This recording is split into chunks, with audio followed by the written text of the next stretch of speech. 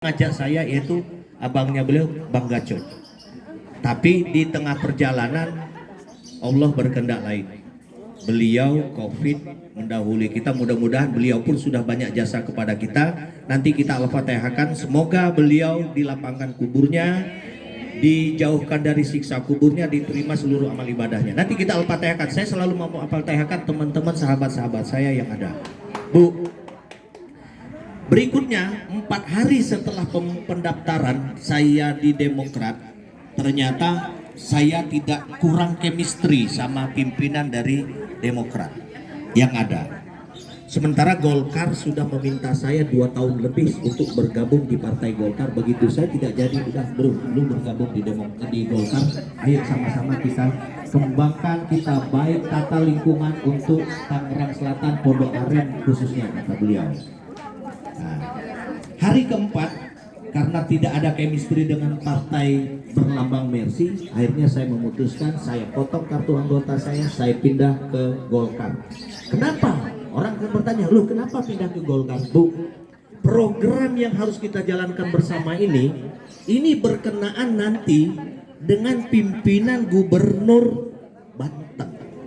Maka saya mau pindah ke Golkar ini karena Bu Airin akan mencalonkan sebagai Gubernur Banten. Kenapa? Apa hubungannya dengan banjir? Pasti akan bertanya seperti itu, Bu. Apa hubungannya gubernur dengan banjir? Hak wewenang tanggung jawab permasalahan kali, drainase air yang memang dilakukan secara besar itu haknya gubernur. Ibu mungkin bisa lihat bahwa dari Maharta sampai ke Fortun itu belum ada turap, belum ada tanggul. Ya. Nah itu kalau gubernurnya jadi dari Bu Airin, dan Bu Airin juga sudah berbicara sama kami, dia siap untuk melaksanakan kegiatan itu. Setidak-tidaknya berapa persentase air yang kurang, Bu? Sekarang jalannya jadi lancar semua.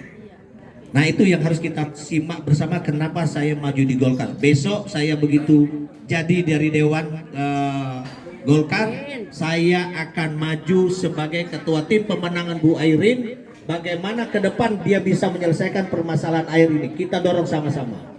Sepaham Bu ya? Jadi menyelesaikan itu harus menggunakan tahapan-tahapan dan ilmu.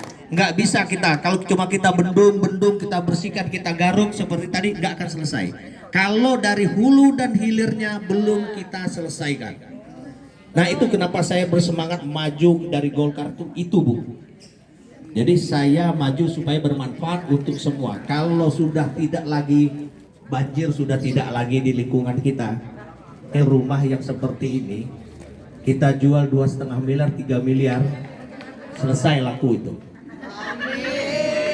Ya. Ya. Ya seperti itu Bu ya. Jadi program. Jadi jangan bukan hanya di satu RT Bu, bukan di satu RT, tapi di keseluruhan, khususnya kita ini ada 3 perumahan yang sama-sama menderita. Pertama Pondok Maharta, kedua Pondok Kacang Prima, ketiga Villa Bintaro Regency. Mereka itu rumahnya lebih bagus-bagus tapi kena airnya sama dengan kita. Itu yang disampaikan dari tokoh-tokoh kita tadi, bapak-bapak penasehat juga seperti itu. Ya mudah-mudahan, yang penting doakan saya, bantu saya. Ayo kita sama-sama kita jadikan lingkungan kita tata dengan baik.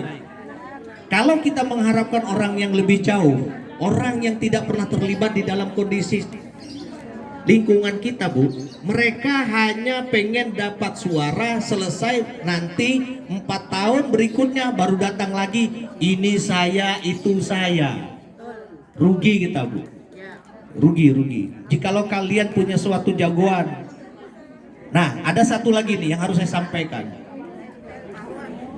Ibu, jikalau ibu datang ke TPS memilih salah satu partai dari tingkat 2 kabupaten kota sampai ke DPR RI, bahwa ibu mencoblos itu, ibu menyumbangkan suaranya itu 5 tahun.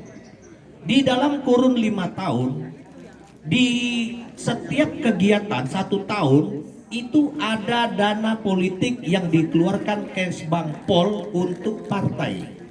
Jadi untuk tingkat 2 kabupaten kota kalau tidak salah di 6.000 sekian Bu ya. di provinsi 12.000 sekian, di DPR RI 20.000 sekian. Bisa bayangkan Bu, setiap tahun sebenarnya ibu itu menyumbang ke partai yang dicoblos itu hampir 35.000 setiap tahun. Lah kenapa ibu mau dikasih 50.000 sedangkan ibu nyumbang 5 tahun aja sudah hampir 200.000 ke partainya. Nah ini kita harus cerdas. Kalau kita tidak cerdas tidak bisa kita lakukan. Jadi jangan hal-hal kecil dianggap segala sesuatunya yang penting. Biasanya ibu-ibu juga wani piro. Oh saya sih wani aja jawabnya.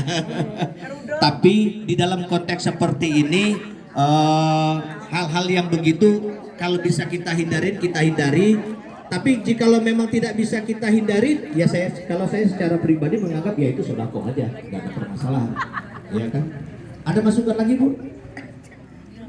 Cukup, silakan. Ya, terima kasih. Wassalamualaikum warahmatullahi wabarakatuh.